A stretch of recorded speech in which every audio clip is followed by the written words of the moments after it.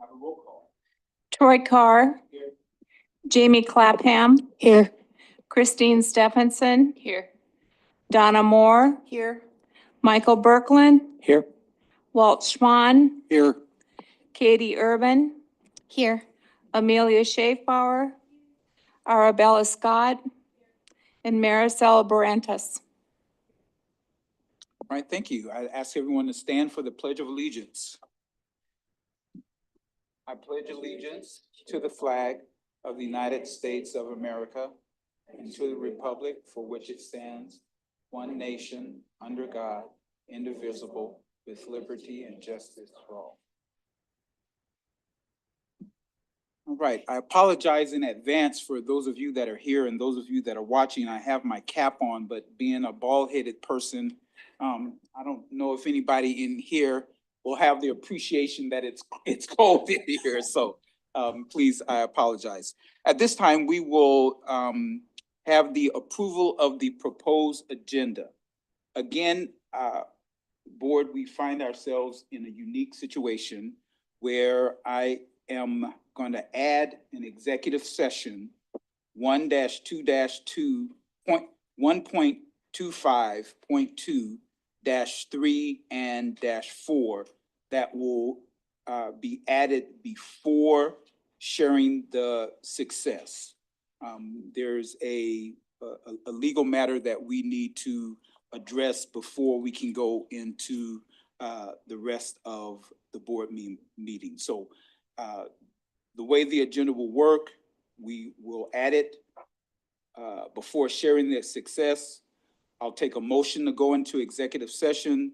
We'll go into executive session, come out of executive session, and then start the rest of the meeting with sharing the success. Okay, any questions? I already understand it's confusing. It's confusing to me, but it will be cleared up momentarily. Okay, any questions? Is there a way to give people watching an idea of how long you anticipate executive? Oh, just 2 minutes. Oh, okay. Not a Okay. full-blown executive session. Thank you. But yes, so 2 minutes. If you give us 2 minutes, give me 3, just so I won't, 3 minutes. We'll be in and we'll be out. Any other agenda proposed changes? Okay, I'll take a motion to approve the agenda as mentioned. Correct. So moved. All in favor of approving the proposed agenda signify by saying aye. Aye. Any noes, please say no. Okay, at this time, I will entertain a motion to go in executive session 1.25.2-3 and -4. Motion. Second. Okay, it's been moved and seconded to go into executive session 1.25.2-3 and -4. All in favor signify by saying aye. Aye. Any opposed, say no. Okay, so those of you, the audience and those of you that are here, we will step out. We will go into executive session. And as you know, in executive session, we don't take any votes or make any decisions. We will come out of executive session and then continue with the agenda. Right? Thank you very much for your patience. Anybody starting a timer? Wait till we get to the door. Yeah, wait till the last person closes the door and then the timer will start.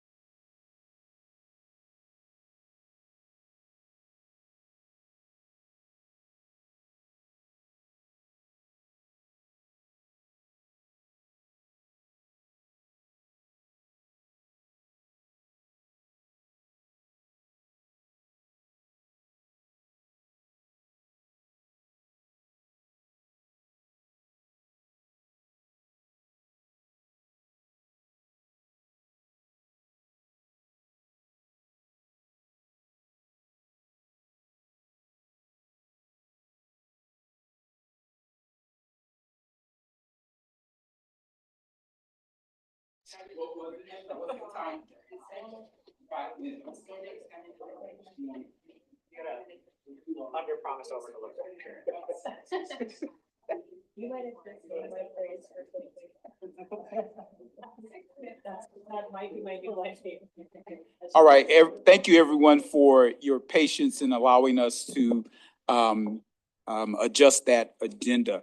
Again, it seems like I'm doing a lot of apologizing tonight. I asked for 3 minutes and I think the official count was 6. Okay, so I don't know how to rectify that error, just to say I apologize. All right, at this time, we're back on the agenda item.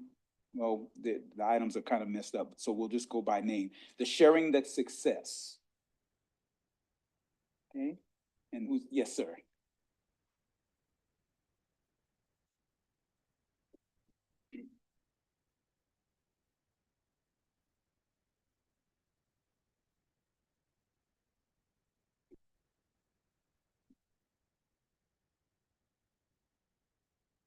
Good evening. We're here to share the success of our FFA horse evaluation team from Rapid City Stevens, and we've got 2 of our esteemed 4 members here tonight. So Rapid City Stevens FFA horse evaluation team was named national champions at the 97th National FFA Convention held October 22 to 26 in Indianapolis. Congratulations. Yeah, it's impressive. In addition, team member Elliot Hendricks received specialty recognition as 4th place individual in performance classes and 10th place individual overall. The team won the South Dakota FFA state contest held in April, which qualified them to compete at the national contest this fall. They are the first team from South Dakota to win in this contest event. There were 48 states consisting of 190 individuals in the horse evaluation contest at the national competition. The team consisted of 4 Stevens students, one current student, and 3 recent graduates. They have competed together representing Rapid City Stevens FFA for the past 3 years. Team members include Patty Timmons, a senior at Stevens High School, and 2024 Stevens graduates Kaiva Coleman, Ethan Hendricks, and Elliot Hendricks. Their advisor, Jenna T. Hendricks, has been teaching ag education at Stevens High School for 10 years. So congratulations to the horse evaluation team.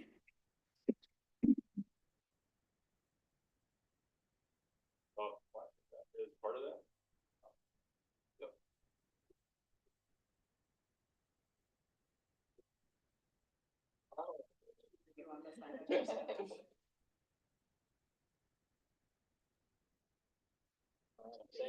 Dr. Strasser, can we have one of the team members explain to me, like I'm in 3rd Yeah. grade, what a horse evaluation competition is exactly? Yeah, other than involving horses. Correct. Okay, Yeah, I got there's that part, clear on that.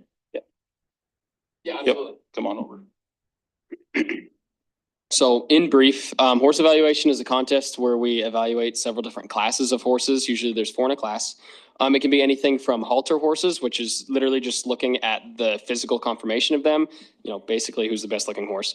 That up through any sort of performance classes, which you have somebody riding the horse and they go through a course and you see how effectively they move through the course, their style, and really anything to do with that. So that's the 3rd grade version of it. If you need, if there's any more clarifying. I love it. Board members, anybody else? Am I the only one that knew? Did everybody else knew what it was? Okay. Oh, okay. I just say one, congratulations. I often say we have so many talents in this district and I love seeing things that we don't know. And I have had the pleasure of walking Ms. Hendricks' classroom and it's just like a magical, there's all sorts of things and creatures and it's just like this kind of magical place, to be honest. And so we appreciate you. We appreciate your students and your children. And they said it's just wonderful to have so many different talents celebrated in the district. So congratulations and thank you. Absolutely. Thank you. All right. Thank you so much. I appreciate you. Thank you.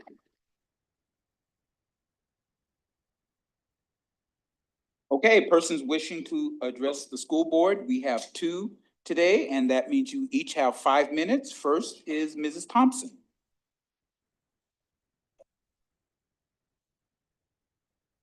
Okay, the little green light is on, so we're good to go. My name is Florence Thompson. I'm president of South Dakota Parents Involved in Education. And I'm also a retired school psychologist with over 40 years' experience in the schools. I titled my talk tonight, Good Advice. And this is my favorite cartoon. It's Dilbert and Dogbert. If you remember these guys, I don't know if they're still around. But anyway, Dogbert's saying to Dilbert, that's the problem with good advice. No one wants to hear it. So anyway, I'm going to give you some good advice and I hope you'll listen up. The board seems perplexed about the low enrollment figures and the consequent reduction in per pupil funding that we get back from the state of South Dakota. Rather than take a survey of the people who are taking their kids elsewhere, I can save you all that effort and money. Does anyone remember the notorious Budweiser Bud Light commercials? Budweiser advertising chose to have a trans person, a famous trans person, as their spokesperson for Bud Light. And it was rumored that even had the picture on the cans. I don't know, I never saw one, so I don't know if that really happened or not. But Budweiser sales went through the floor and into the basement and cratered somewhere in the center of the earth. They lost a large part of their customer base. Their stock went down, and basically it was totally rejected. And this sort of coined a new phrase, which is go woke and go broke. And other companies have chosen to follow this path as well. And when we say go woke, we're not just talking about LGBT issues. We're talking about DEI, diversity, equity, and inclusion, and CRT, critical race theory, and probably a few other things, but I won't go into all those. But people are rejecting these theories. Some people like them, but a whole lot of people are rejecting them. And what happened is other companies were either willingly joined these kinds of advertising campaigns or were coerced or forced into it by having their boards taken over. And so these campaigns came down from the top. And so we saw woke advertising for such companies, legacy companies, such as John Deere and Harley Davidson. And they had the same results. Their stock and their customers left them. It was a disaster for them. I guess at the rally this last year, I saw pictures of the Harley Davidson booth at Sturgis. There were very few people in it. Usually it's mobbed. So it's, go woke and go broke. That's just the way it is. People will vote with their feet. And in the case of the school district, they'll take their kids out. They don't want them exposed to these kinds of things. The results are always the same. And so I guess I just say to you that if you want to have students coming back to your school district, you need to offer them an education and get rid of all the frou-frou, all this hype that we've been subjected to in the last 10 or so years. So people, they just won't stand for it. And that's what you're seeing. So I hope that you'll take this to heart and consider it. And I wish you luck with it. I think your selection of your new superintendent will have a lot to do with that. You need to look for someone who's common sense, middle of the road, who's focused on education and nothing else. And no more indoctrination of the woke agenda. Thank you. Thank you. Up next, Mrs. Gross, you have 5 minutes. Good evening, board and viewing audience. My name is Sarah Gross, and I have a doctorate in educational leadership, and I've taught for, I think, 18 years. And this year, I'm teaching first grade. And so so often I like to come and tell you why teaching is the very, very, very best profession. Might be doing a little recruiting, but that's why I'm here partially. So this week we've had a lot of dress up days and I love them. And the Christmas concerts, you all have been to them and they're wonderful. And then nothing beats the joy of little people this time of year. This week, we are not indoctrinating, we are working on digraphs. Digraphs are two letters that make one sound, like TH makes. And so in first grade, that's my world. And so we were working really hard, even through the dress-up days and the fun and the concerts. I came tonight to appreciate your study session from last week. I really appreciated the comments on the testing because I think that the success rates and the test design, those things have to come with the scores. And I was appreciative of Mrs. Roberts and also the questions that you all ask. As I looked back at the legislative priorities that you set, I know that you set them, and then the governor came out with her budget address. I think that was afterwards maybe.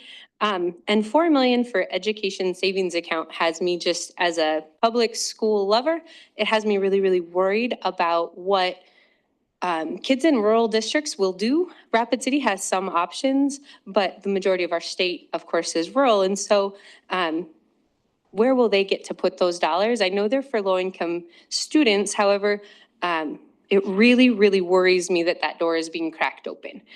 Public dollars should go to public schools where you can come to this meeting and you can look at the budget and you can ask questions, and it's really, routine. We know that you're meeting, we know where to find that on the website. And so I really strongly believe in accountability for our state dollars. And I know that it's gonna be a hard spring. And as a teacher, I wonder how I can advocate, because 1.25% is not gonna, it's not a very large amount. And so I'm thinking about those things as we head off to the break. I think also, I don't know if it was on the legislative priorities, but we have gotten some kiddos back from homeschool throughout the district. And I think that our state's homeschool laws really need to be evaluated, and maybe, I don't know who puts forward a bill, but I think that with the change in homeschool legislation, we have seen our enrollment dip. But I do, again, believe in accountability. And so, I want to make sure that all of the kids in Rapid City are getting a quality education no matter where they go.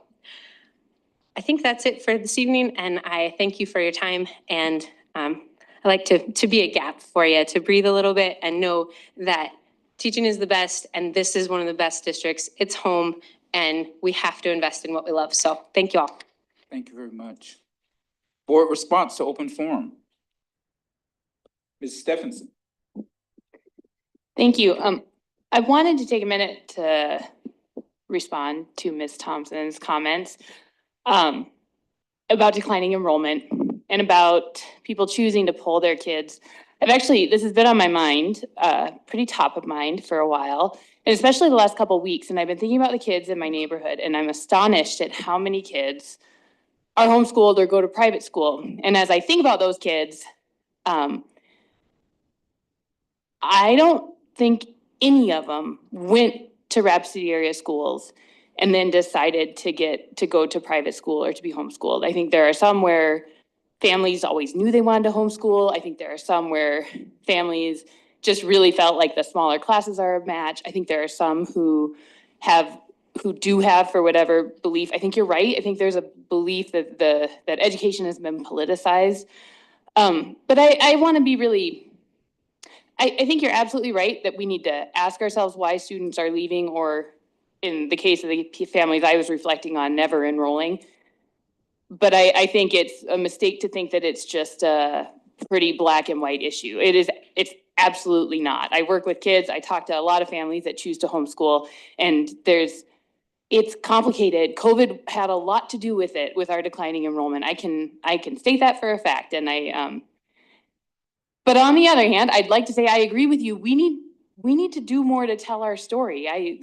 I love our public schools. I think my kids are getting an amazing education. I think our teachers are doing amazing work every day. And that should be our top priority. So I'm glad you brought up declining enrollment because I think it's something that we should all be thinking about all the time. It should come up at every single meeting. But I caution you against a simplistic, well, the district is woke and so all these families leave because we know that's not the whole story. Mr. Urban? I was just basically going to say what Christine said, so she said it much better than I could. But yes, it's a complex issue, so to whittle it down to being woke is doing a disservice, I think, to all of us. I'm so proud of the education that my kids have gotten in this district and that our teachers, you know, what they teach every day in front of our kids, they are not indoctrinating our kids. I have a senior in college who's about to graduate with her teaching degree. She didn't walk into her freshman year needing remedial classes. I have one that's graduating on Friday, and they are all, you know, they're ready to go out into the world. They've got an incredible education. So for me, that's a testament to what's been going on in our district for a long time. Sarah, thank you for what you do. Appreciate you. Thank you. Mr. Berkland? Thank you. Similar thoughts. I taught in this district, and I know that for some people, me simply doing that is indoctrination, but I would firmly disagree. And the fact that I'm sitting in this chair, and the fact that many of us are sitting in these chairs, I think would counteract some of the statements that were made. And I mostly just wanted to address it because, yes, we have declining enrollment, but we also do have a teacher issue. And when we say things like teachers are indoctrinating students without any proof that that's happening, that's problematic, and that's an issue. And I want our community to know, and I want everyone here to know, I think many of us do know, that that's just not the case. Teachers have a lot to do, and teachers, especially as Sarah noted, this time of year especially, teachers are just trying to make sure that kids are taken care of, that kids are learning, that kids feel safe in their classroom. And I don't disagree with what Ms. Stephenson said. I'm sure that for some families that is the case, but I think that this board is indicative that that is not the case for our district as a whole. And then I just wanted to say, thank you, Sarah. I also love teaching. I know that I went another way, but hearing from teachers like you and hearing that really makes me miss it sometimes. So thank you for that, and happy holidays, everyone. All right, thank you. Ms. Clapham? So one, I apologize, everybody, if I squeak like my voice is changing. It's a struggling time of year for me and my voice.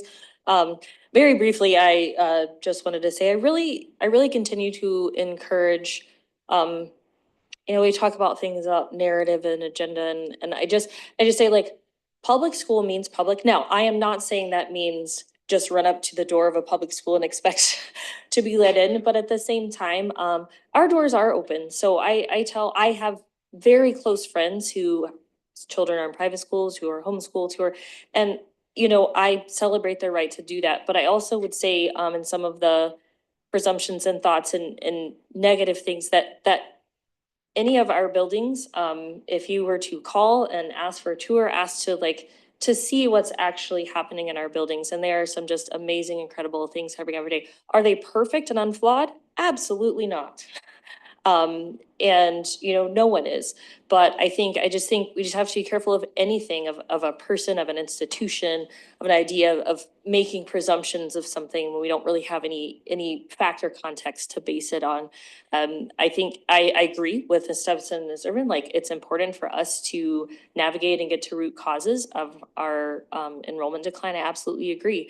But I also think that our schools, one of my goals as an individual is that anytime a student, whether it's 1 year in homeschooling or 10, that our schools are a place that they want to come back to. And I can tell you, I just had a conversation with a homeschool family who their son's 15 and he's coming to public school by his own choice. And he's excited to be here and we're excited to have him. So that's our job, to make these schools a place for every kid, no matter what phase in their education they are.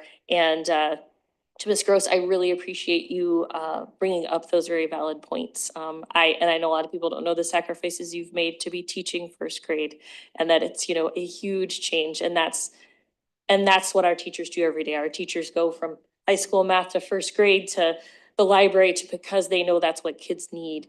And I do think you're absolutely right that we all as citizens and as a board really need to be aware of what is happening as far as voting of what's happening with public funds going to other places besides public schools that we can't necessarily maintain accountability. I think all of us on this board have some concerns about that and something that needs to be kept in the forefront as the legislature progresses. So thank you for bringing that up publicly and thank you for all you do.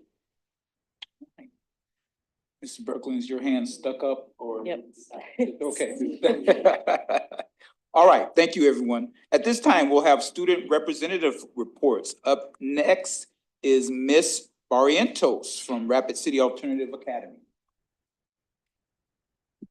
Hello.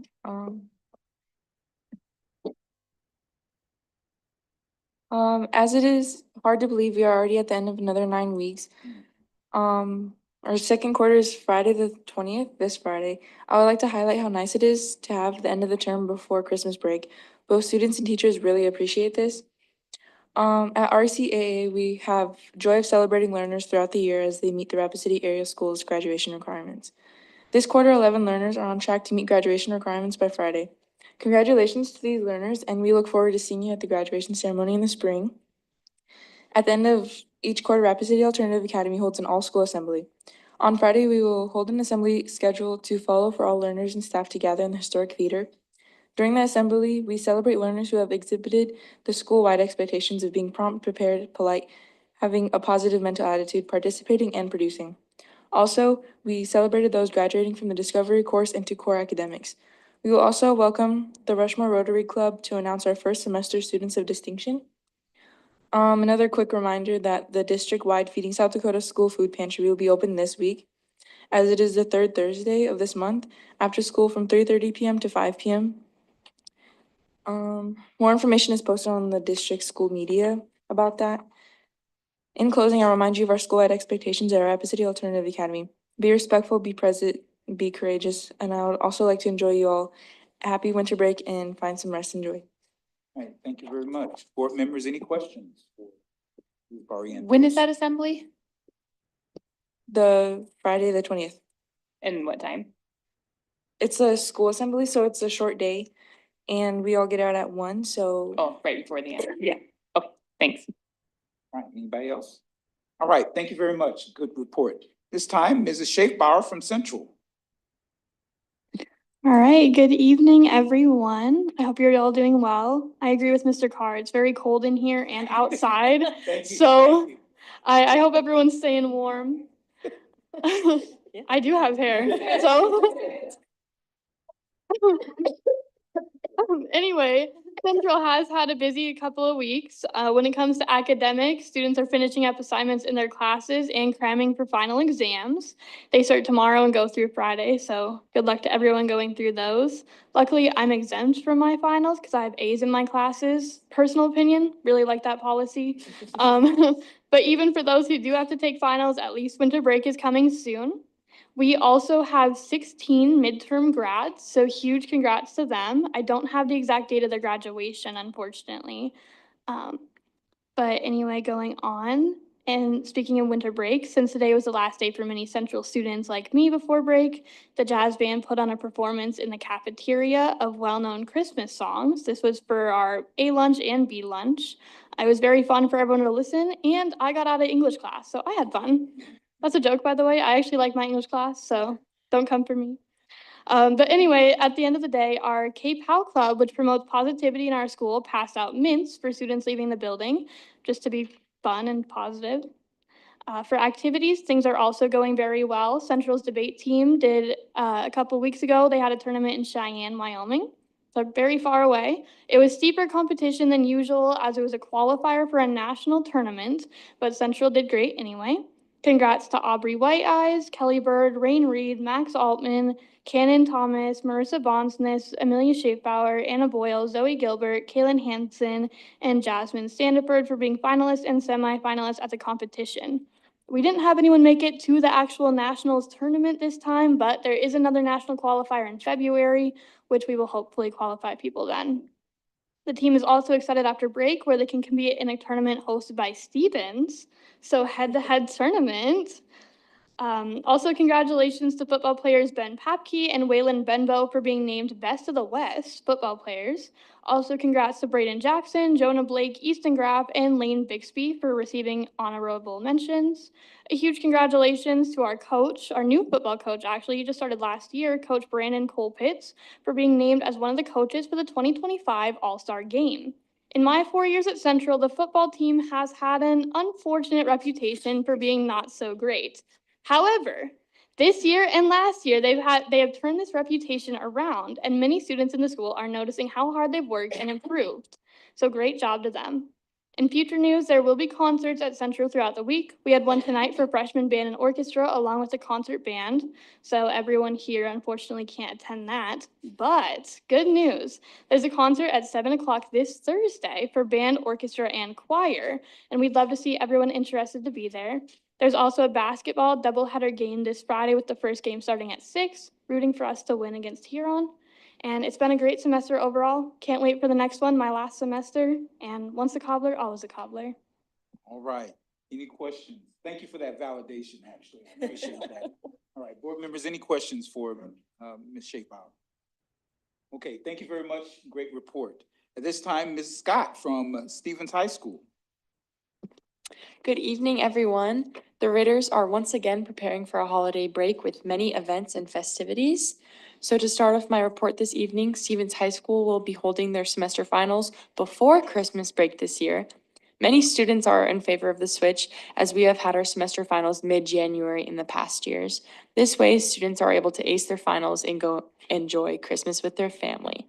The finals will be held Wednesday through Friday this week, and we unfortunately do not have the policy of being exempt from our finals with the A's like Central. I might have to bring that up, but so we will be working hard these next Wednesday through Friday. Next, the Stevens Symphonic Cadet and Concert Band will have a winter concert at 7 p.m. this Thursday, December 19th at the Milo Winter Auditorium. They will be playing classic Christmas pieces like Sleigh Ride and Dreidel Dance. Switching gears, there is a girls' basketball game versus Mitchell at 6:30 p.m. Friday night and a boys' basketball game versus Mitchell at 8 p.m. later that night, both held in the Stevens High School gym. The championship banner for the Stevens girls tennis team will be unveiled and recognized during the halftime of the girls basketball game on Friday. So that'd be very interesting to see. And the Student Leadership Advisory Council met on Wednesday, the 11th of December. We discussed the Lifeways Art Music Performance opportunity for paintings, drawings, pottery, sculpture, photography, graphic design, and poetry. This is an opportunity for student art pieces to be showcased through their Lifeways counselor. We discussed getting this opportunity more accessible to students throughout Stevens High School club social media accounts. We also discussed new chairs for the orchestra classroom, which is currently a hallway, a giant outdoor chess set for the courtyard for student use, and new storage units for debate in the multi-purpose room. And lastly, we discussed the opportunity for a children's book drive in January and February. So we hope to bring these ideas to fruition to better our school. In exciting news, the Student School Board Selection Committee will be meeting this Wednesday to look over applications and make decisions regarding board members. Amelia and I and Marcel have been invited to be involved in this committee, and we are honored to help bring this endeavor to life as we are able to witness the approval and the proposal to this board only a few meetings to go. I think her and I also applied, so we'll have to step out when our applications come up, but that's exciting. And the Parent Advisory Council is an advisory committee within the Rapid City area schools in operation of the Title VI Indian Education Program. The PAC serves as a liaison between parents of our tribal communities in the Title VI program. The committee offers an additional opportunity for parents to be involved in their child's education. The PAC meeting will be this Wednesday at 6 p.m. at Stevens High School. There will be dinner served beforehand at 5:30 p.m. Visitors are welcome. Lastly, we chose Mr. Nick Rotella as the teacher spotlight this week. Mr. Rotella has been teaching for 10 years total and has been a freshman biology teacher at Stevens for 5. He attended Buena Vista University in Storm Lake, Iowa for his undergraduate degree in biology, and he later attended Black Hills University for his teaching degree. Mr. Rotella takes care of his 3 children in his free time, as well as hiking in the hills with his family. He also coaches wrestling and golf at Stevens. His favorite thing about teaching freshmen biology is getting to see them grow up and go through high school if he ends up coaching them later. Thank you, Mr. Rotella, for all you do for the students of Stevens. We greatly appreciate your tremendous impact. That ends my report for this week, so happy holidays to everyone and go Raiders. Thank you very much for that report. Board members, any questions? Mrs. Urban? Ms. Scott, besides you and Amelia, what kinds of positions are made up of that selection committee for the student school board?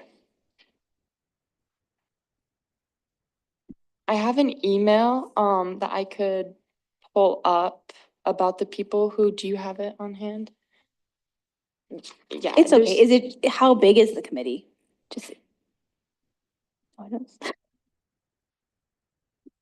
So I'm not entirely sure how big it is. I do know, I think most of you were invited to serve on it, and then a few other adults and school, just teachers in the community, and just us three to be the student representatives as well. That's good enough. Yeah, Okay. thank you. Yeah, I was gonna say the board got the invitation to come. I didn't quite know if it was. Ms. just- Piner reached out to leadership, I think, is what she reached out to, because otherwise we'd have had a quorum. Okay, and so So- I didn't know And if if that so, was. if I didn't get enough on leadership, I was gonna reach out further. Okay, I didn't know if that was to actually take votes or just observe, but we're Yeah. invited to participate, so And it's tomorrow afternoon. 4:00, 4 to Mhm. 5 is what.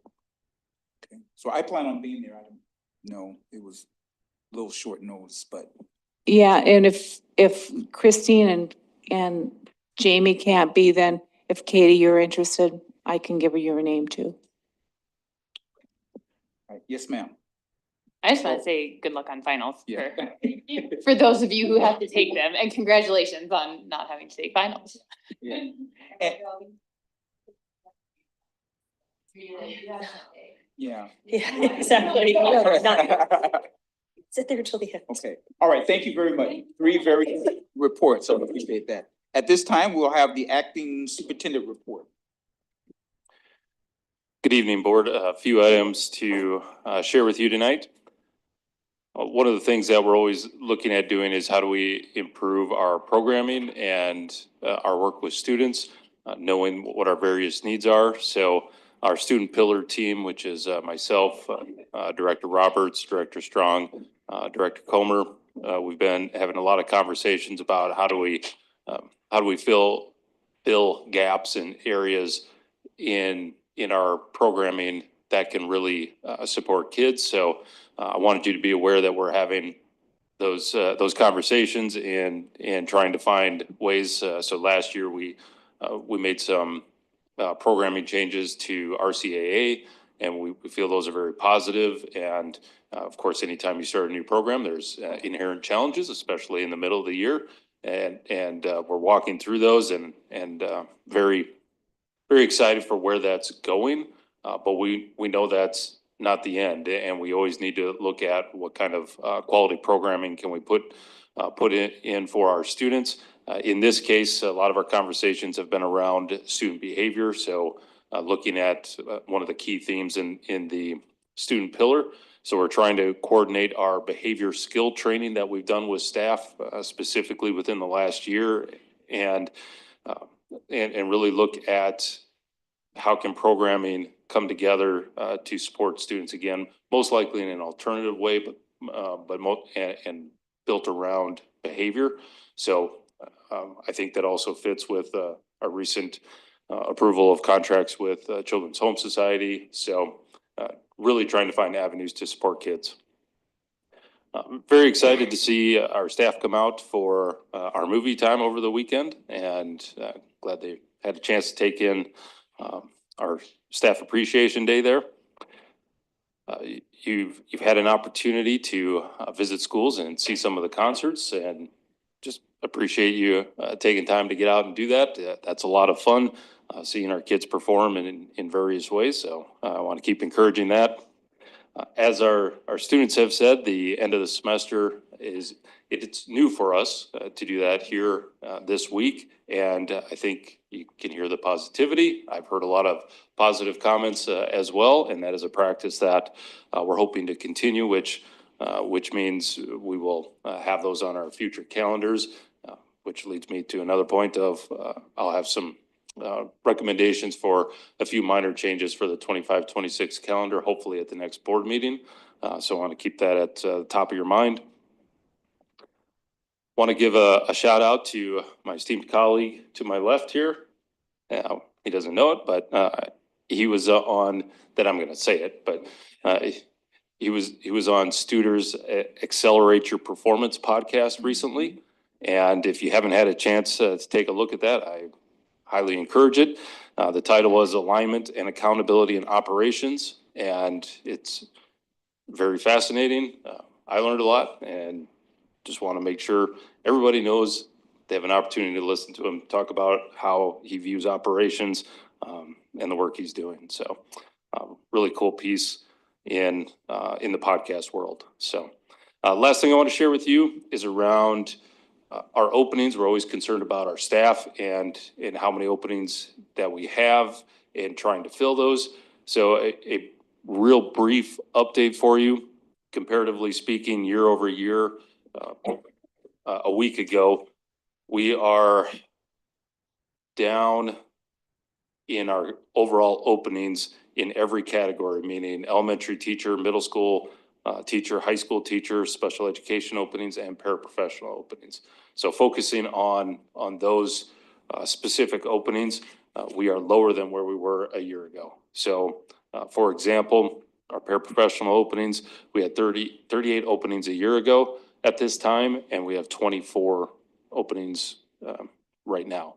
So we've made a lot of progress in trying to fill positions, and we will continue to do that work and keep closing and making sure that we have the positions that we need to best support our students across the district. And this is a good example of we're making progress. So wanted to share that with you. Those are the things I have on my report. So glad to answer any questions. Okay, one moment. Mrs. Stephenson. Oh, I think that's a whole lot. Oh, okay. All right, Ms. Clapham.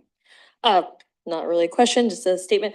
Thank you for pointing out the staffing, and I just think that it's important. Sometimes we feel like, and I think sometimes it feels like the board, you vote on something, and what impact does it have? But I think this board, Mr. Sassy, really helped guide us in figuring out how to guide our resources and being able to increase salary and hourly pay to every staff member of the district.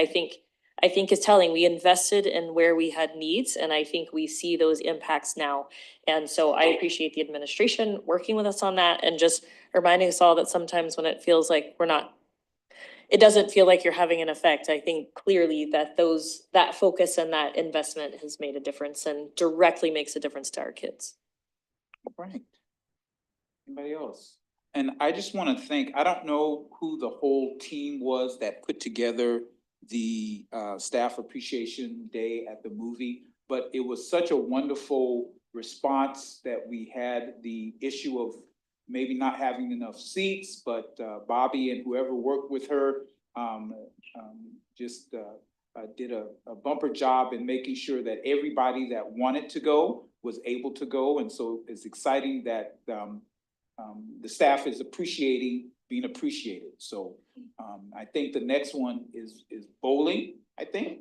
And I don't know if the board is gonna put together a team, but we'll talk about that. And I love competing and I love anything. Are we gonna have a trophy for the bowling? I wanna rack them up. I want a trophy case right here with the board's winning. But thank you so much and whoever else is a part of doing that. And this board and the administration really want the staff that work in this district to know that we appreciate everything that you do. So thank you very much.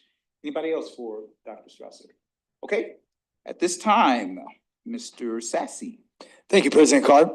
So board, instead of, or in lieu of, I should say, my report tonight, we have Mr. Devin Pfaff from Casey Peterson and Associates. He's going to review some information regarding the district's fiscal year 22 and fiscal year 2023 audits. While he's getting prepped up and acclimating himself up there. I just want to give a very quick background and board, we've talked about a lot of this, but I think it's important to again address it in a public forum like this. As you're aware, the district fell behind in terms of what we would typically see on timelines on audits. Really, the major issue was between September of 2021 and December of 2022, the district business office experienced really significant turnover. That included 2 turnovers of the accounting manager position, which is really a key link in terms of communicating back and forth with the audit team. If you've ever been involved in an audit, you understand the really, really intense amount of work that is in terms of field work that the audit partners are doing, and how intense it is for the district and the business office in terms of getting them the correct information and being able to move that information back and forth. And so with that type of turnover and having good, talented people come into the organization, but unfortunately not having experience in our specific accounting software and in school accounting in general, it took a lot of time for us to rebuild and get back up and running. And so obviously, as you fall behind in one year, that then impacts the next year because your field work is held up on the next year. And so we got in a bit of a hole. So again, that's the reason that we're presenting 2 audits. I want to do a couple shout outs before this is over, so I don't forget. I think first of all, thank you to Deidre and Devin from Casey Peterson and Associates. They have been really felt like team players throughout all this. They really put in a significant amount of work to get us back to where we are. Put a lot of time and resources into the audits. I also want to say a really special thank you to Peggy Saxer. So Peggy was one of the individuals who worked in the business office for a long period of time, actually resigned, left the district for another opportunity, ended up coming back to the district as the district's initially assistant accounting manager, and then was promoted to accounting manager. And if not for Peggy, we wouldn't even be having this conversation because we still would be mired down in the muck of trying to get the field work done. And Peggy has done just a fantastic, outstanding job in terms of rebuilding that office and really starting to put the foundation back in place to get us where we are. So special thank you to Peggy and all the ladies in the business office who are just phenomenal. So wanted to provide that background. I will kick it over to Mr. Pfaff, and certainly he'll present some information and then have some time for any questions that the board may have. So please, Mr. Pfaff.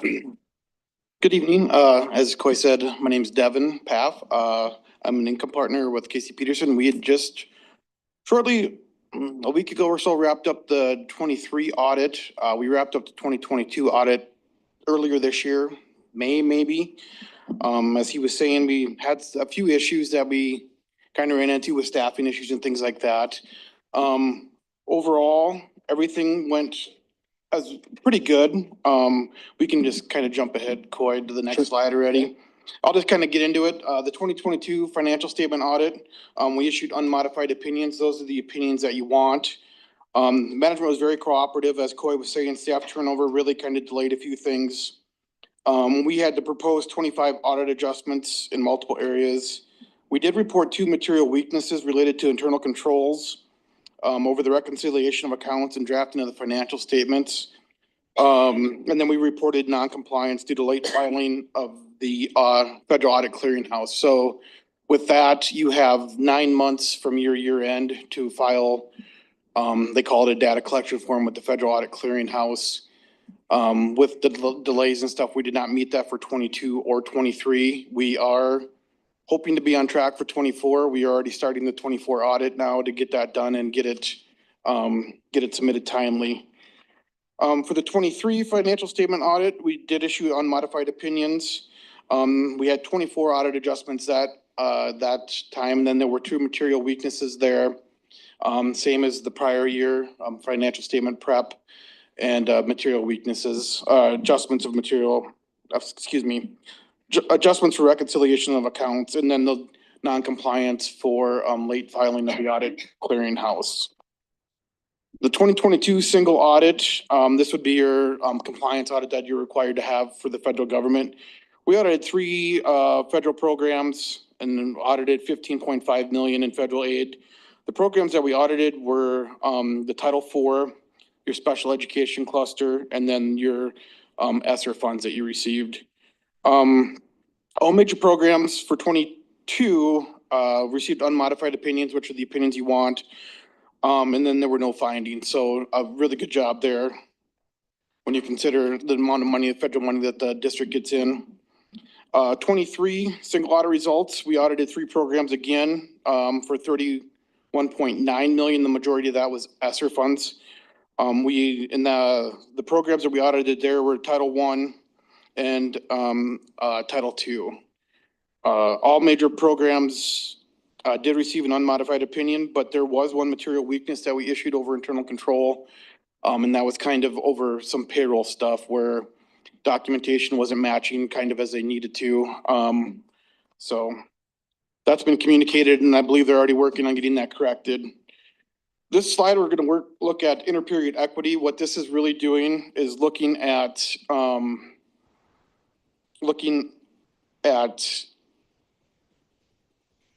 revenues compared to expenses, and I think, oh no, okay, there we go. I was gonna say it didn't look right. So we're looking at revenue versus expenses and seeing if you're able to, if you're funding for your current year, if you're borrowing for prior years and things like that.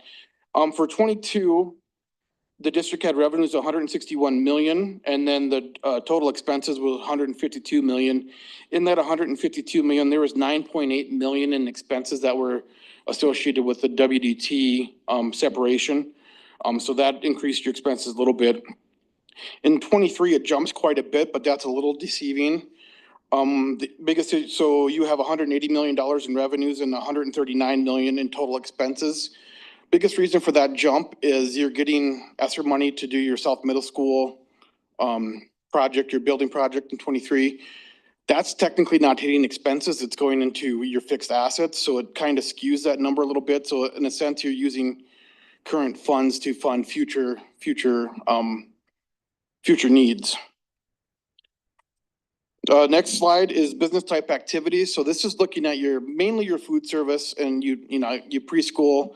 That's fairly minor compared to your food service stuff and making sure that they're self-sufficient. In 2028, you had a surplus of 800,000 in food service and 80,000 in the preschool. And in 23, you had a surplus of 200,000 and 18,000 for each of those as well. 22 would have been all still free and reduced meals for the entire school. So that was still coming down from the federal level. And then in 23, you guys would have started back on your charging for meals and stuff. So that's kind of the difference in those 2 years. Budgetary fund balance. So this is just looking at your general fund. This is looking at what you have in quote unquote savings, I guess, of what you have sitting there that you can maybe use to fund future years.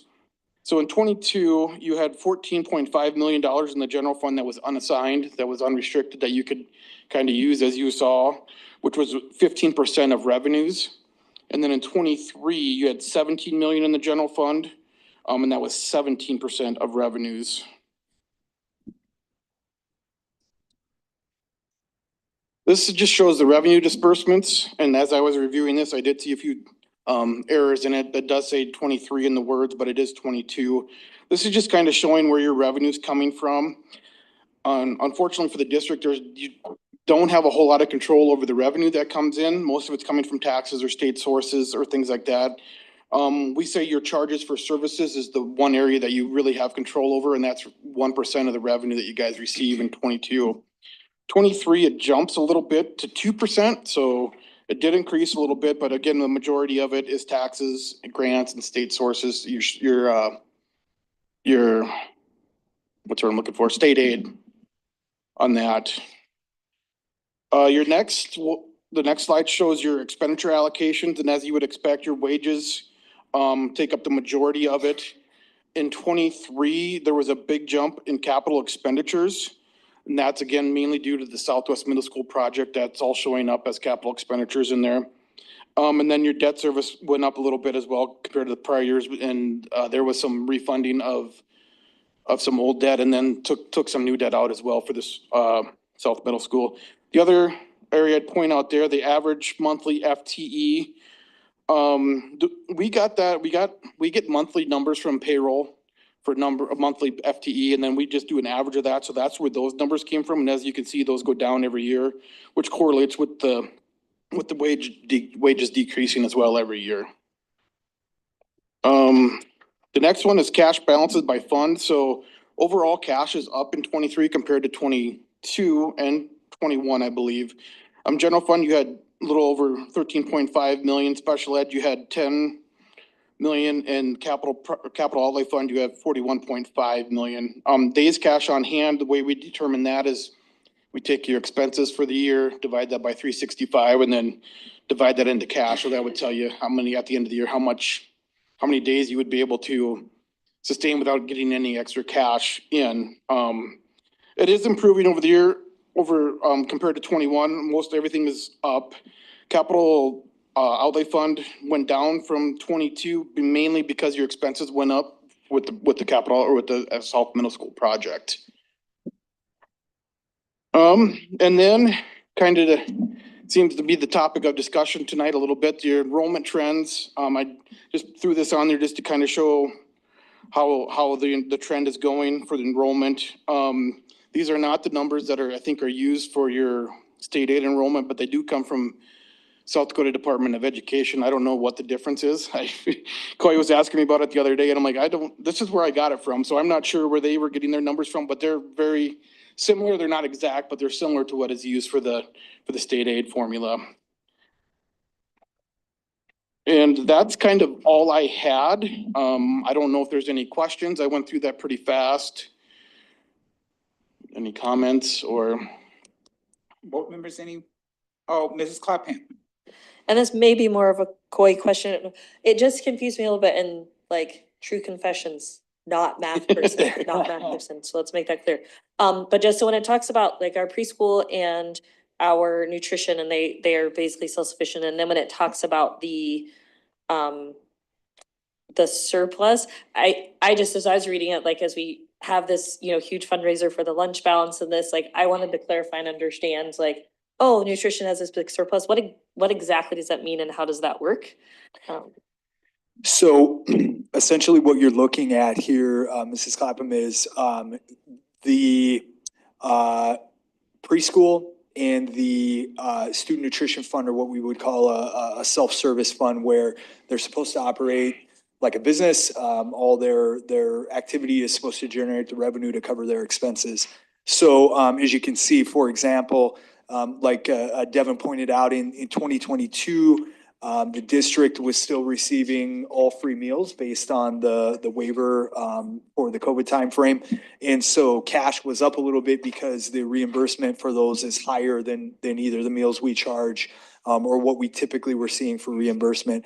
And then in 23, that came back down to about 102%. So what that 102 is saying is that essentially we have 102% of the expenditures. Our revenue covered 102% of the expenditures. So from an actual dollar perspective, it's a fairly small surplus. And obviously we'd like to keep some surplus on hand just in the case of some type of catastrophic situation where we would need additional income. But again, when we start looking at how those negative balances are ramping up, we do everything we can to look at cash balance and then apply that as we can back to negative balance. The other really important factor, though, in this conversation is that because there are federal funds wrapped up in that cash balance, we really have to be careful if we can at all use those funds to come back and pay negative balance. So the district could potentially use like general fund monies, not directly capital outlay. Capital outlay would have to pass over to the general fund and then down. In the past, this was probably predating the majority of you. We did actually have a loan from the health insurance fund over to the food service fund, which was very interesting. It carried interest. It looked exactly like a business type loan, but it gets very tricky when you have the presence of federal money in there because there's a really stringent requirements around then what that money could be used for. Probably more information than you wanted when you asked that question. No, I appreciate that. That makes a lot of sense. Thank you. Ms. Stephenson. Just one follow-up, if the food fund is self-sufficient, does that mean they pay for their equipment out of their income? The majority of their equipment is paid through their revenue. Occasionally, if there is some really significant type of equipment request or something, we will look at if there is the potential to split that between, for example, capital outlay in student nutrition. The majority is covered from student nutrition. Okay. Yes, ma'am. All right. Anybody else? Right, this is a very good report. Thank you. All right, thank you for your time. Thanks, Devin. Thanks. Again, appreciate you very much. Thank you, President Carr. I don't have anything else unless there are further questions for me, sir. Ms. Stephenson? Do you think we could get a copy of this PowerPoint? Some of the paragraphs I didn't get a chance to read all the way. It actually was in the Was it attached to the agenda one I agenda? sent. Yes, ma'am. So Oh, the one you sent today? Yes, ma'am, this morning. Yep. And if you need it, let me know. I read shoot that you really over. carefully, just That's not the- okay. Just not the attachments. I get it. You're getting a lot of information every day, so no problem. All right, we have no conflict of interest. I will entertain a motion to approve the proposed agreements. So moved. Second. It's been moved and seconded. Any discussion? Okay, all in favor of accepting the proposed agreement signify by saying aye. Aye. Any noes, please say no. All right. Any items of our proposed consent agenda a board member would like to pull? All right, seeing none, I'll entertain a motion to approve the consent agenda. Motion. Second. It's been moved and seconded. All in favor of approving the consent agenda signify by saying aye. Aye. Any opposed, please say no. Okay, motion carries. Okay. All right, we're doing really good. Items for board information. At this time, we will have committee reports. Okay, Mr. Berkblum. Yes, thank you. The instructional council met last week. I'm sorry, who? Instructional council. Okay. And got an update on the screener we're using for our junior kindergarten, which is Ames Web Plus, if you want to check that out. We approved AP Spanish, which is replacing Spanish 4. This last year, it only went at Stevens, but as all classes are, it will be offered at Central, and we're hopeful that it'll go. I know my year, I didn't get to take Spanish 4 either at Central.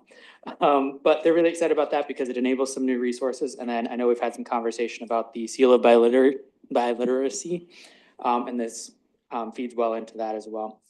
And then we got some updates on a lot of new curriculum that we have. We have elementary social studies with their new standards that came about. Are going through that curriculum. As you may know, with these standards, there's not a lot of options. So we're kind of just doing studies weekly. The good part about that is it is free for the first 7 years. But they're working really hard. That team is to try to incorporate some of the OSEUs and really try to make those standards work the best they can. There is a demo account available on the same website that I always tell you to go to. I forget exactly how you get there. I should know because Nicole Keegan said it 3 times. But if you go to the community page, it's found there, or you can look in the instructional council page and check that out. We also received an update on the secondary science. They will make their final decision in March, and then it'll come to us shortly after that. That one does have a community feedback option. So for any of us that would like to give feedback before it actually comes to us for approval, we can do that. And anyone out there in the community can go to our website and give feedback on secondary science. Secondary social studies is in a similar situation, except they're going to vote on their materials on January 21st, which is a little earlier than usual. But that is also because they have a lot of changes. So they want to spend the rest of the year working on pacing that same team that is doing the curriculum adoption. So there's also that on the website. And then the last thing we got an update on was our high school course listing book, which is pretty similar with the couple minor changes. One is academy wording with the pathways and changes and stuff. And then the big one with that is all year long classes will now be semester classes. So they'll appear instead of just as Algebra 1, it'll be Algebra 1A and B. Nothing really changes, just changes a little bit behind the scenes stuff. And interesting to me, I found out that we are one of the only districts that don't do that yet. They've shared that they had difficulty finding another district that did have year-long classes still. So that was all from Instruction Council, I believe, unless I missed anything. Any questions for Mr. Berkland? Okay, seeing none, Mrs. Urban. I didn't know I raised my hand, but I probably did. You want to put it Well, down? I'm good. Okay, the Rapid City Public School Foundation, we met yesterday. We had like a little Christmas mixer, but prior to that, the Teacher of the Year Committee met and discussed those activities, which December 20th, so this Friday is the deadline to get those applications in. And then we'll review those in January, and then interviews are in February, and we'll have an answer to the state by the end of February. So really excited about that. I don't know, Christine, do you want to do facilities? Okay. That's all I have for now. I did have a question. There was a discussion in leadership, and sorry if you were gonna talk about this, but it's in my brain, about having an award for administrators or principals. We had talked about maybe recognizing another significant department, Yeah. whether the committee would be interested in that. I think it's something we could consider. One thing that they are adding this year is a support person of the year for each building. And so that's a significant add. And I don't know that there's enough time at this point to do the administrator piece, but I'm sure they would be open to it in the future. No, yeah, not this year, Yeah. obviously, but, No, we could bring that forward as a Yeah. discussion. Okay. Yeah.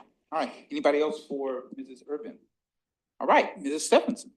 No, as a follow-up to that, the reason that it came up in leadership is just, we want to acknowledge there are some principals that are really going above and beyond, and we see it, and it'd be nice to be able to recognize that, but as you said that, I thought, oh my gosh, and then if we're doing support personnel, there's so many people that do go above and beyond, so it's a big hurdle.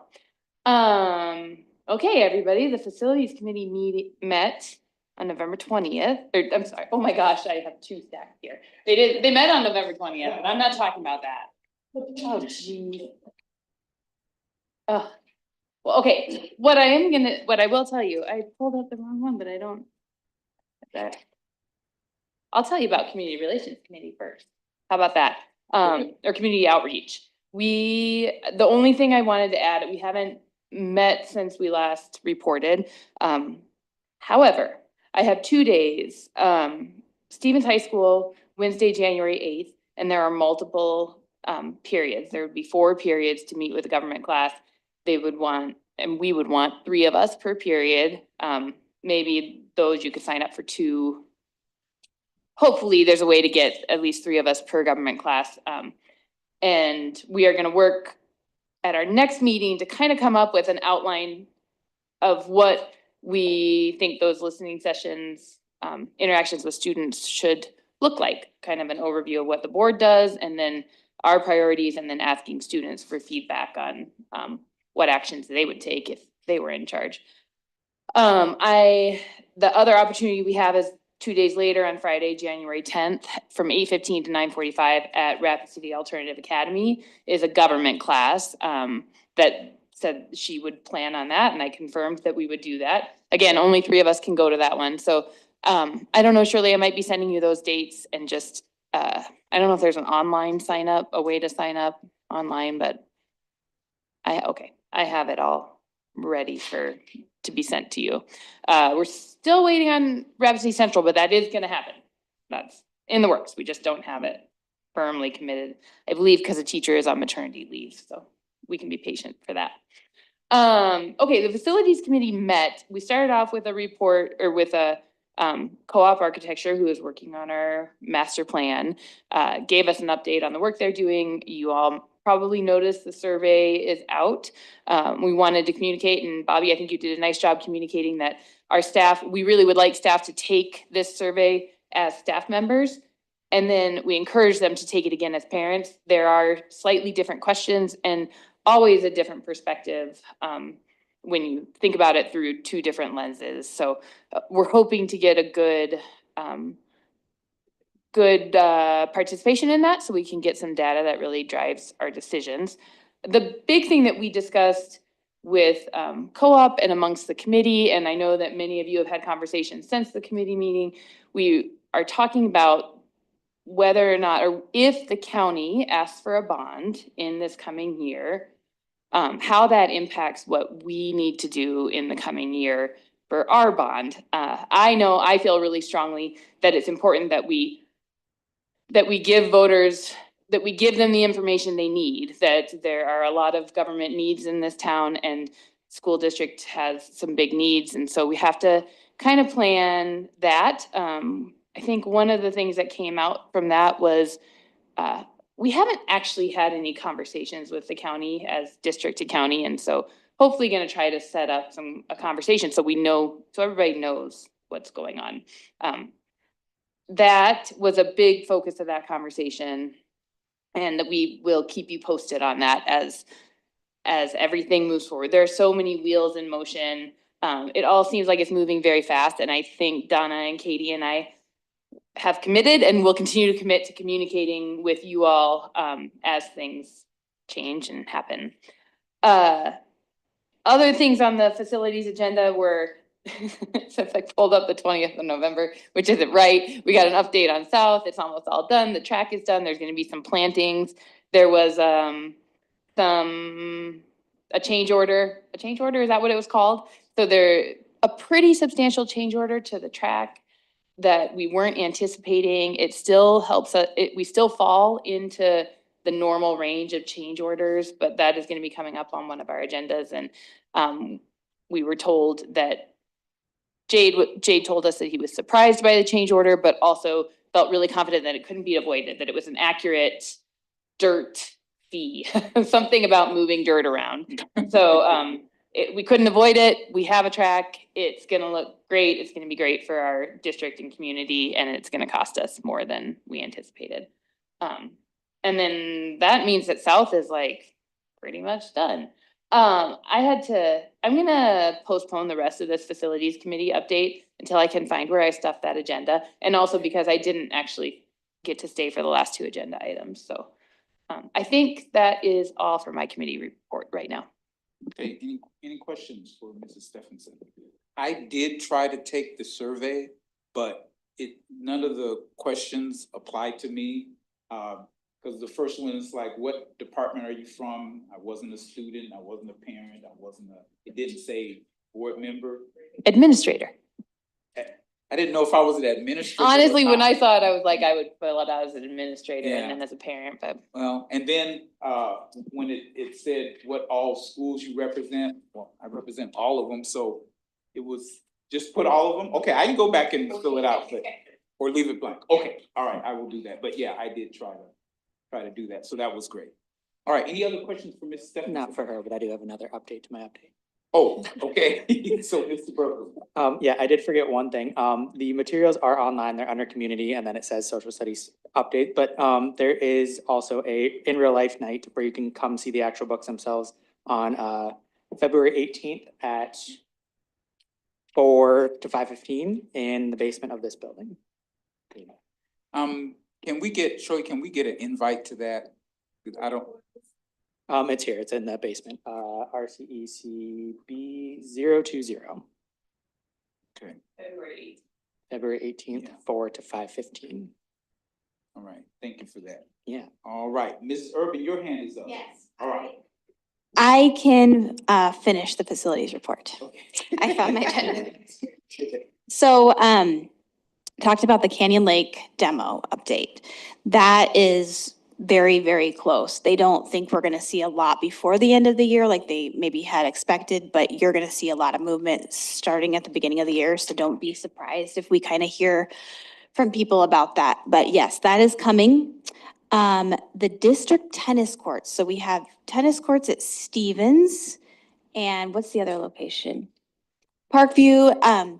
So the ones at Stevens are really the ones we want to talk about, and they are in rough shape. They were supposed to be maintained by the city, and that just didn't happen. We got them years ago through a grant with Game Fish and Parks. It was a federal deal. Anyway, they look pretty rough. We could use the parking. So the hope is that we can kind of get out of, it's a whole thing. And he used a word that I'd never heard before. But anyway, we have a partnership with the federal government that we have to adhere to. And so the hope is that we can get out of that so that we can go ahead and demo those tennis courts because they are in such bad shape, and then use it for parking. So that is a process that sounds like it's going to take quite a while just to jump through all the hoops. But Jade really felt like it was the best course of action given their condition at this point. And I think that was, yes. So there won't be, so obviously before the school and students were able to use those courts? They were at one point and they have not been used for a very long time. Oh, wow, okay. So there's actually like trees growing out of the middle of it. Oh, no. Yeah, and there's vandalism. It's just kind of an area where they need to take care of it because it's not, it's. Okay, so it's not taking away any capacity? No. It's just. Nope, they haven't been using it anyway. Okay, all right. And then I also wanted to say, with the demolition of Canyon Lake, I just want the community to be aware that the district is going to repurpose that area. And we haven't had conversations or discussions as to what will be on that property, but the district still is going to continue to own and to use that property for district purposes. So, all right, any other questions for the rest of the facility report? All right, we had a finance report, committee report, and in that meeting, we talked about the general fund, how it was funded, just kind of got up to speed. I'm new to the committee. Are you new? Yeah, so we had some, two of us were new to the committee. So we've got education on general fund. Obviously, we talked about the governor's speech and how that's going to affect the finances of the school and paying teachers and doing all those other things. We also talked about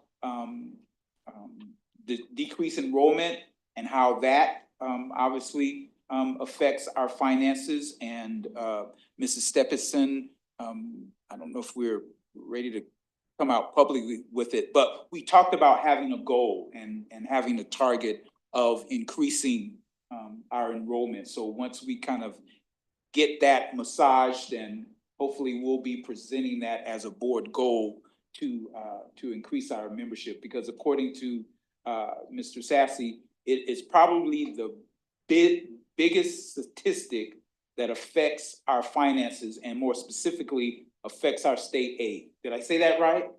Okay, all right, and yeah, so that's going to be an important number, board, that we'll come back to you and we have a proposal of a number, and we'll talk about that and share that and see how you all want to proceed to that. Another thing that's important for the board to remember and the community to remember is that we are state mandated to increase teacher compensation every year. Now, I'm going to need help with this. By what now? 97% of the increase to the target teacher salary of the state aid formula. All right. Basically, every year we're going to be mandated to, and it's not, I didn't say that like we don't want to pay teachers more, so But just the fact from a financial standpoint, that every year our expenditures in teacher pay will increase, which obviously puts added pressure and burden on the budget. Next week or next Finance Committee, we're gonna talk about the capital outlay and how that's done. And just in general, I think financially, the COI reports that the district is doing well. Obviously, we're don't have as much money as we want, but we're balancing things and we're making it work, as we say. So, sir, any other comments? Okay. All right. Any other committee reports? All right. I see no hands. Any others? Mrs. Okay, sure. Mrs. Stephenson? Okay, my others are mostly ones that I just thought of tonight and wanted to respond to, and maybe I really appreciate that we're doing AP Spanish at Central or at Stevens.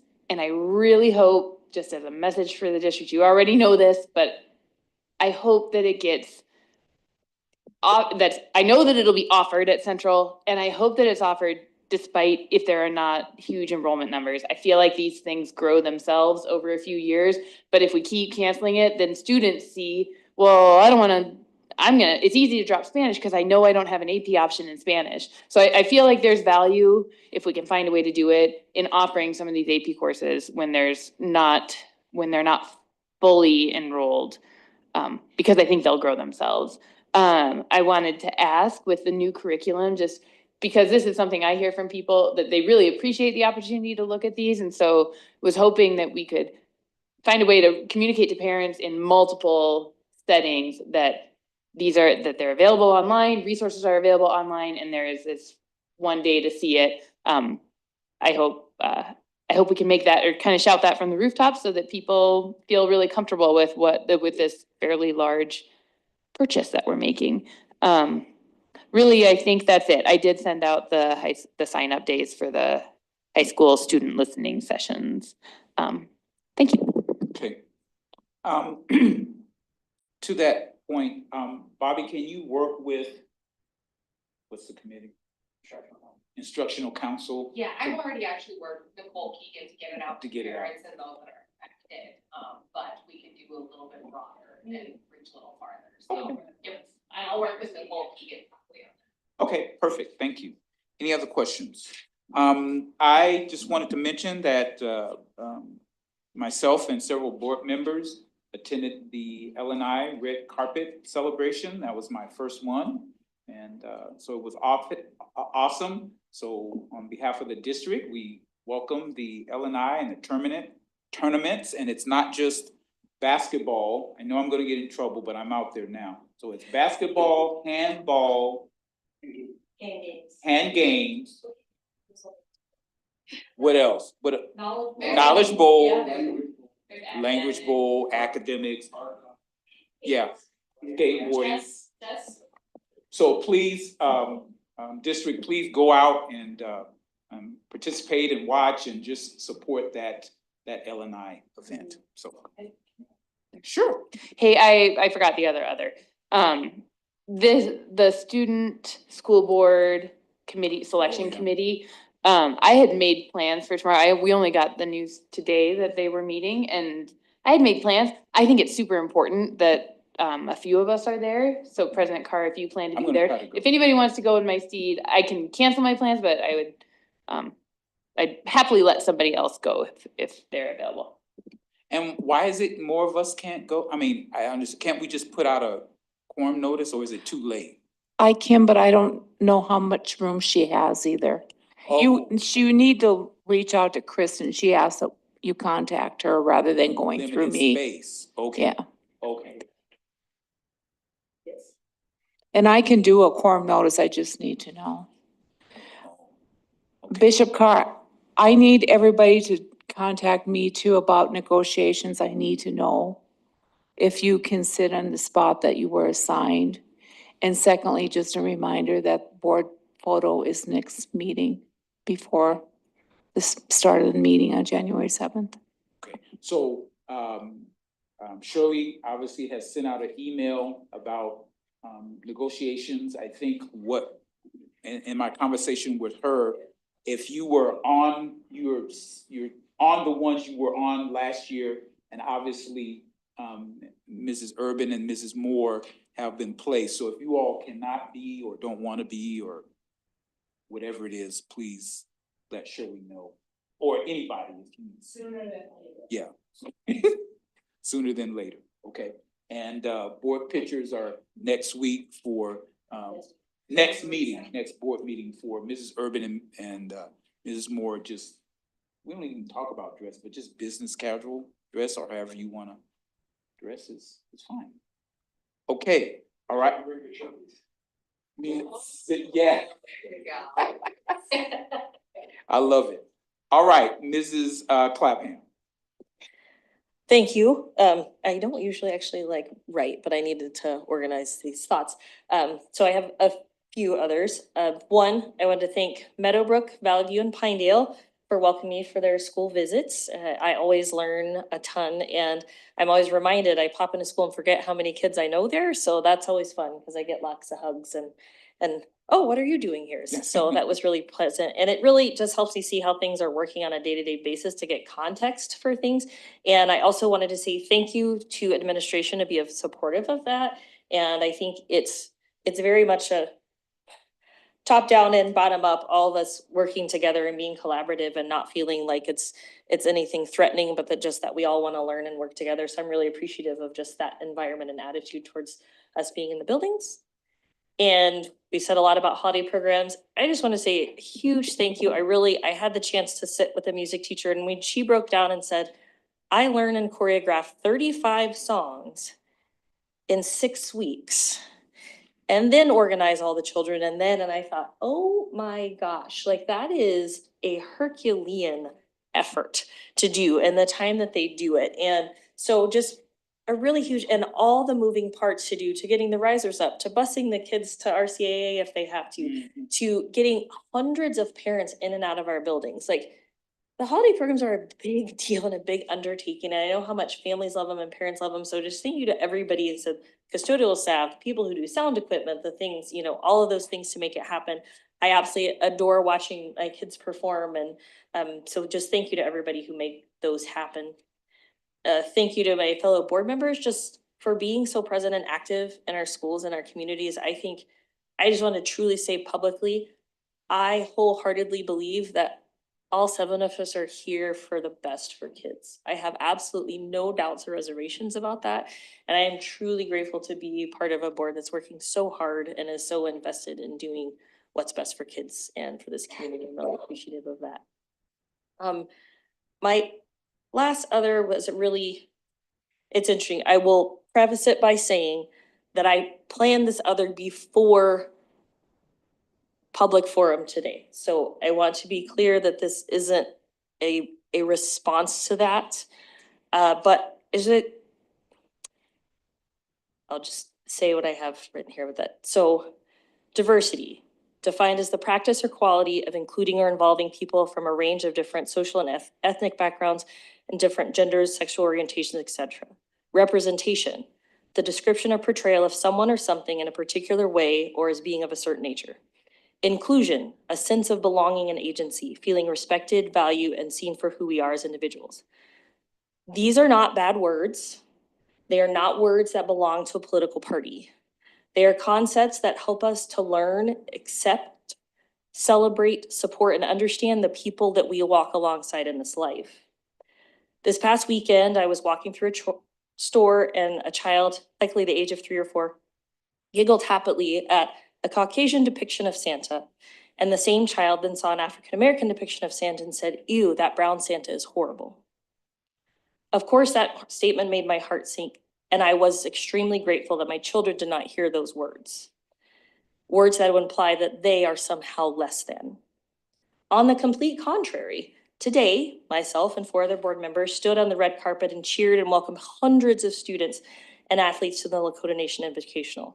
These students, coaches, families are from different towns, cities, private schools, public schools, different backgrounds, religious, races, ethnicities. There were dignitaries from all over the state who were there to cheer these athletes on and celebrate them. And it was so powerful and such good energy. And those two dichotomous experiences reminded me, it is of utmost importance as a society to teach our children the value of every person, to be curious and want to learn about those who are different from us, and to understand the power of our words. Two, we as Rapid City, included in Rapid City area schools, have incredible opportunities to bring diverse groups together, heal broken relationships, and to build connections and a stronger community. So as we go in the holidays, I hope that we would think about how we celebrate and celebrate each other, and that our staff and students have holidays that are filled with joy and, after all of the chaos, some rest. All right, thank you very much. Well said. Anything else before we take a motion to adjourn? All right, this time I'll entertain a motion to adjourn. Motion to adjourn. Been moved and seconded. All in favor, signify by saying aye. Aye. Any noes? We won't hear you. Yeah. All right, thank you, everyone. Have a great evening.